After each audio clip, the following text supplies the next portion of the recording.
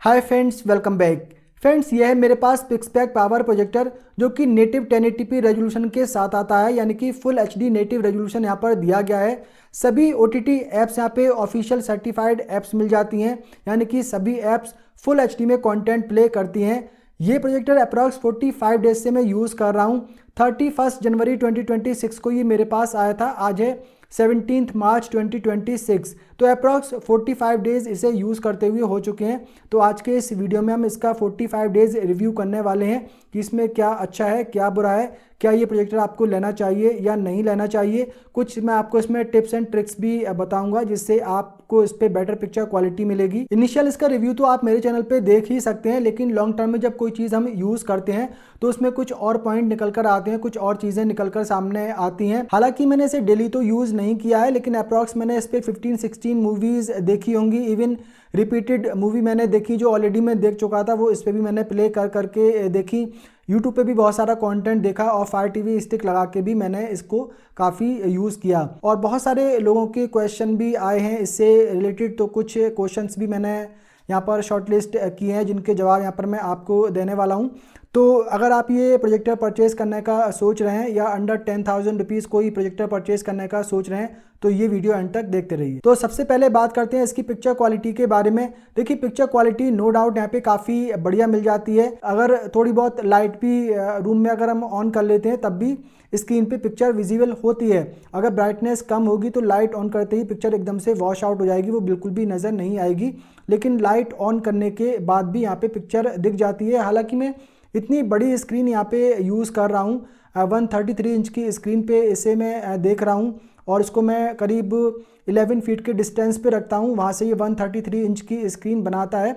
लेकिन अगर आप इस पर 100 इंच 120 इंच की स्क्रीन देखेंगे तो और ज़्यादा बेटर पिक्चर क्वालिटी इस पर आपको मिलेगी, क्योंकि स्क्रीन बड़ी करने के लिए प्रोजेक्टर को हमें थोड़ा सा पीछे लेकर जाना पड़ता है, तो उससे जो है ब्राइटनेस का लॉस हो जाता है।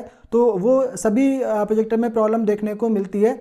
तो यहाँ पर 100 इंच 120 इंच 130 इंच की स्क्रीन अगर आप इसके थ्रू देखेंगे 10 फीट 11 फीट के डिस्टेंस पे रख के, तो काफ़ी बढ़िया पिक्चर क्वालिटी यहाँ पर मिल जाती है। ऑडियो क्वालिटी के बारे में बात करें तो देखिए, इसमें 5 वॉट का ही बिल्ट इन स्पीकर मिल जाता है। उसकी ऑडियो क्वालिटी बहुत ज़्यादा लाउड नहीं है, उसमें बेस भी नहीं है, खाली ट्रेवल ही हमें सुनाई देता है। हालांकि डायलॉग वगैरह काफ़ी क्लियर सुनाई दे जाते हैं। तो बेटर रहेगा कि एक मिनी साउंड बार आपको 800-900 रुपीज़ में मिल जाएगा। इसमें 3.5 mm जैक दिया गया है, उसमें आप वो साउंड बार लगा लेंगे तो आपको एक 12x12 फीट के रूम में भी अगर देखेंगे तो उसका जो ऑडियो है काफ़ी ज़्यादा आपको मिल जाएगा। क्योंकि इस रेंज में जितने भी प्रोजेक्टर आते हैं, इवन 15,000 रुपीज़ की रेंज में भी आप प्रोजेक्टर देखेंगे तो सभी में 3 वॉट या 5 वॉट का ही स्पीकर दिया गया होता है। क्योंकि काफ़ी कॉम्पैक्ट साइज़ के प्रोजेक्टर हैं तो स्पीकर भी इनके काफ़ी छोटे ही साइज़ के होते हैं, तो उनसे बहुत ज़्यादा ऑडियो एक्सपेक्ट भी हम नहीं कर सकते हैं।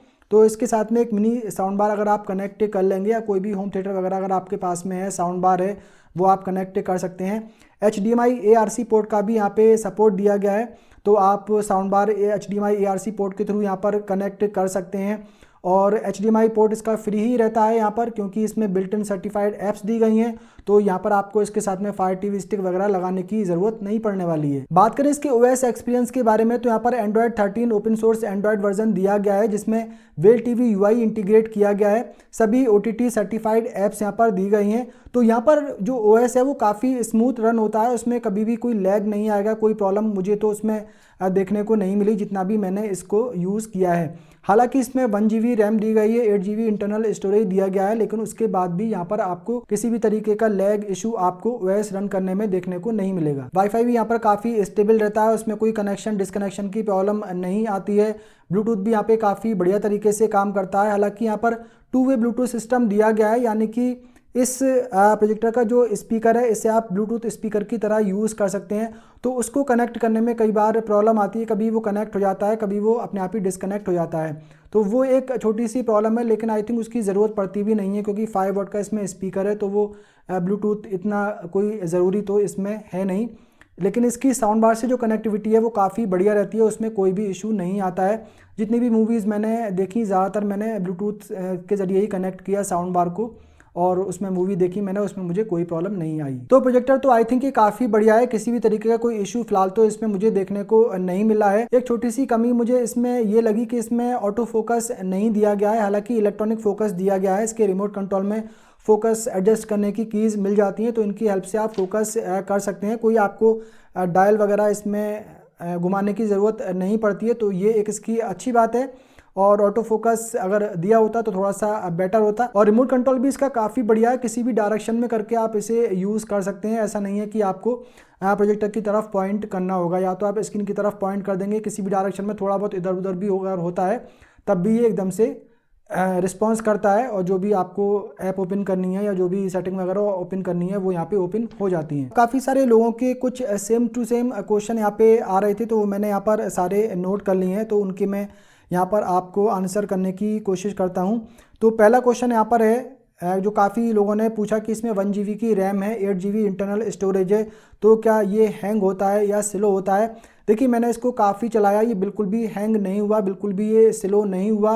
Even Fire TV Stick 4K Max मैंने इस पर कनेक्ट की तब भी उसमें ये हैंग नहीं हुआ। मैंने और भी प्रोजेक्टर का रिव्यू किया था जो कि इससे थोड़े से कम प्राइस में थे, 5000, 6000, 7000 रुपीज़ की रेंज में थे, तो उनकी Fire TV स्टिक लगाने से वो हैंग हो रहे थे, Fire TV को रन ही नहीं कर पा रहे थे।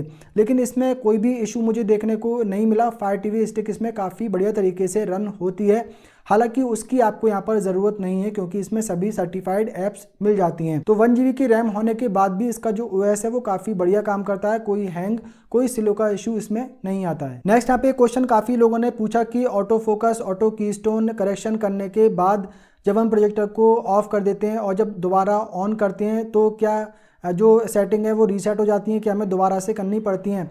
देखिए अगर किसी प्रोजेक्टर में auto focus auto keystone correction दिया गया है और जब प्रोजेक्टर को आप ऑन करेंगे तो वो auto focus auto keystone correction करेगा, जब प्रोजेक्टर को आप ऑफ करेंगे दोबारा ऑन करेंगे तो क्योंकि उसकी ऑटो सेटिंग्स ऑन हैं तो वो फिर से ऑटोमेटिक कीस्टोन करेक्शन वगैरह फोकस वगैरह करता है।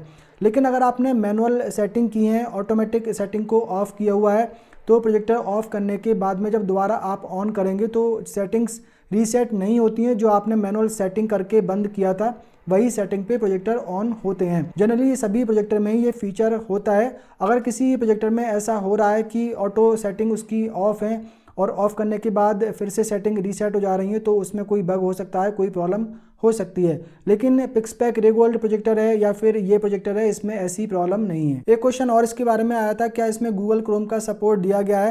देखिए इसमें गूगल क्रोम की ऐप डाउनलोड तो हो जाती है लेकिन वो रन नहीं कर पाती है। लेकिन इसमें इंटरनेट ब्राउज़र दिया गया है, टीवी ब्राउज़र दिया गया है, तो आप उसे रन करके वहाँ पर जो भी सर्चिंग वगैरह ब्राउजिंग वगैरह करना चाहते हैं वो इसमें इजीली कर सकते हैं। नेक्स्ट एक क्वेश्चन काफ़ी लोगों ने पूछा, क्या इसमें कॉर्नर ब्लर का इशू है। देखिए इसमें बहुत थोड़ा सा माइनर सा कॉर्नर ब्लर का इशू है जो कि टेक्स्ट में नज़र आता है। जो कॉर्नर पे टेक्स्ट दिए गए होते हैं उनमें आपको कॉर्नर ब्लर का इशू देखने को मिल सकता है। लेकिन जब आप पिक्चर देखेंगे तो पिक्चर में आपको कोई फ़र्क नज़र नहीं आएगा, वहाँ पर आपको कॉर्नर ब्लर का इशू बिल्कुल भी नहीं दिखाई देगा।